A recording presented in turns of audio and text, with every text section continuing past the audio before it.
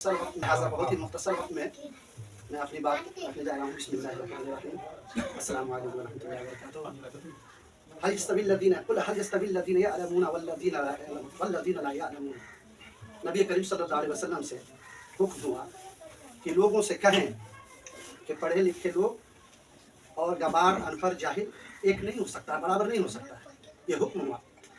لیکن اس کے وضاحت کرنے سے پہلے میں چاہوں گا کہ مبارکباد دے دوں، کیونکہ تقریر تو بہت لمبی چوڑی اور بہت اچھی بات ہمارے حافظ محمد علی صاحب نے بھی رکھا اور ہمارے ایڈوکیٹ شفیع الرحمان صاحب بھی نے رکھا، اور آپ نے جو آج کی مجلس انعقاد کیا، ہم لوگوں کو بہت کم وقت میں مدعو کیا اور آنے کا موقع ملا، اور آپ نے اپنے اقراض و مقاصد کے بارے میں بھی، اور کیا آپ کے خیالات ہیں، کیا جذبات ہیں، کیا احساسات ہیں، اس پہ بھی آپ نے روشنی ڈالی.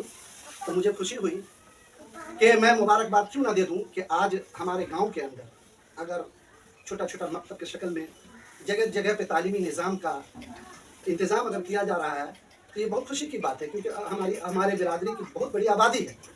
لیکن اگر اس نظریے سے دیکھا جائے تو یہ 90% لوگ جہالت میں ہیں، اس میں کوئی شک کی بات نہیں. جتنی بڑی آبادی ہے اس لحاظ سے ہمارے گاؤں کے اندر تعلیم نہیں ہے. لیکن الحمدللہ اب مجھے خوشی ہو رہی ہے کہ ابھی بھی اس مجلس میں ہمارے نوجوان جو ہمارے نظر کے سامنے ہیں اور بیٹھے ہوئے ہیں تو وہ سب تعلیم حاصل کر رہے ہیں، پڑھ رہے ہیں. تو یہ مجھے خوشی ہو رہی ہے کہ آج میں فخر کے ساتھ بولوں گا کہ جتنے جہالت میں ہم لوگ پہلے تھے، ابھی کے موجودہ وقت میں بہت حالات بہتر ہو رہا ہے تعلیمی اعتبار سے. آج صبح میں بھی میں ایک جگہ پہ بیٹھا ہوا تھا تو میں نے چرچا کیا کہ آج الحمدللہ سیٹیٹ اور اسٹیٹ کے ایگزام پاس کرنے کے بعد ہمارے بہت سارے بچے BPSC کے ذریعے سے وہ آج ٹیچر بنے ہیں. ہائی اسکول میں، +2 میں، 6 to 8 میں، پرائمری میں ہمارے بچے گئے ہیں.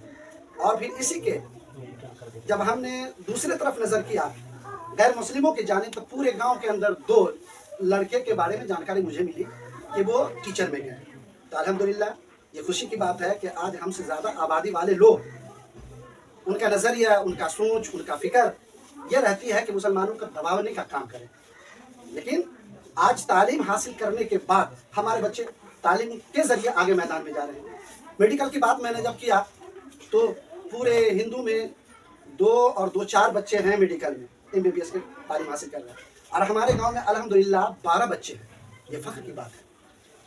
یہ کب؟ جب ہمارے اندر سوجھ بوجھ اور فکر ہونے لگا کہ ہم تعلیم حاصل کریں، تب جا کر کے یہ ترقی ہوئی ہے. جب اللہ کے رسول کو حکم دیا گیا کہ برابر نہیں ہو سکتا ہے جاہل اور پڑھے لکھے لوگ، تو یہ تعلیم کے بنیاد پہ ہم آگے بڑھ رہے ہیں.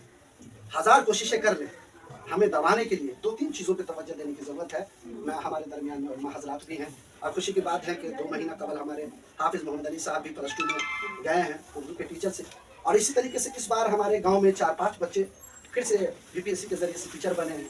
میں چاہوں گا آپ لوگوں سے، خاص کر کے آپ لوگوں سے، اسٹوڈنٹ سے میرا کہنا ہے آپ لوگ تعلیم حاصل کریں، لیکن اس کے اندر معیاری تعلیم، اسٹیبلٹی ہو، انٹیگریٹی ہو، کہ آپ اپنے تعلیم کے ذریعے سے کوئی مقام حاصل کریں. اگر صرف پڑھ رہے ہیں، ڈگری لے لیں تو بیکار ہے. تعلیم کا ہونا ضروری ہے. ابھی موجودہ وقت میں جو محمد علی صاحب نے کہا کہ صحیح معنوں میں ایک مسلمان، جب بات ہم ختم کریں گے، بات لمبی ہو جاتی ہے تو بڑی دقت ہوتی ہے بات بیان کرنا، لیکن شارٹ میں ہی بتا کر کے ہم بات کو ختم کر رہے ہیں.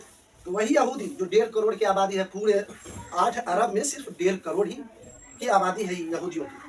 لیکن ایک مسلمان جب اس سے پوچھتا ہے کہ بھائی آپ اتنے مضبوط ہر اعتبار سے کیسے ہو رہے ہیں، تعلیمی اعتبار سے، ٹیکنالوجی کے اعتبار سے، صنعت و حرفت کے اعتبار سے آپ بہت مضبوط ہو رہے ہیں، اس کے پیچھے وجہ کیا ہے؟